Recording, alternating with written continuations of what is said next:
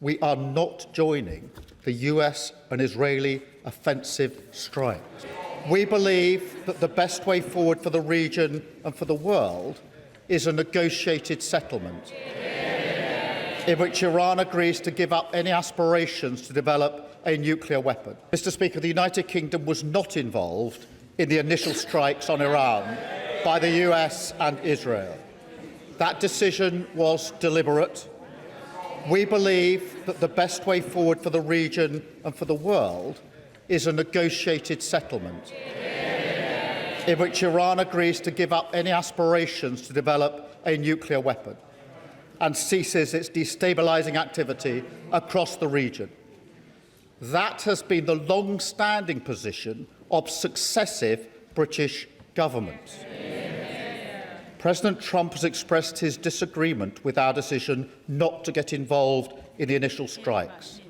But it is my duty to judge what is in Britain's national interest. That is what I've done, and I stand by it. Mr. Speaker, there are an estimated 300,000 British citizens in the regions, residents, families on holiday, and those in transit.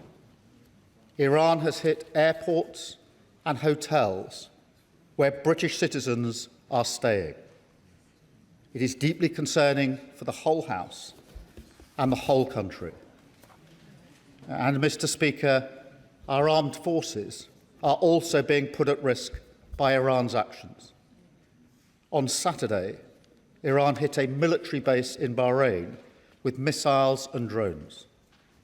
There were 300 British personnel on the base, some within a few hundred yards of the strike. Last night, a drone hit RAF Akrotiri in Cyprus. There were no casualties in this strike. Mr. Speaker, it is important for me to say that our bases in Cyprus are not being used by US bombers. The security of our friends and partners in Cyprus is of critical importance. And, Mr. Speaker, I want to be clear. The strike on RAF Akrotiri in Cyprus was not in response to any decision that we have taken. In our assessment, the drone was launched prior to our announcement. Mr. Speaker, I've been speaking to our Gulf partners over the weekend.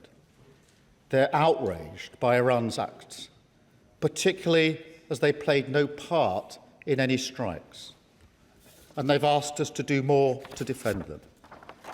Moreover, it is my duty, the highest duty of my office, to protect British lives.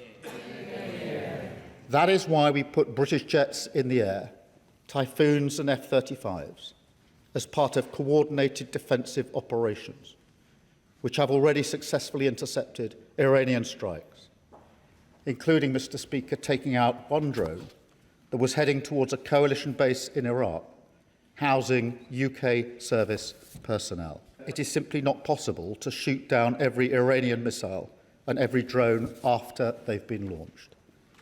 The only way to stop the threat is to destroy the missiles at source, in their storage depots or at the launchers.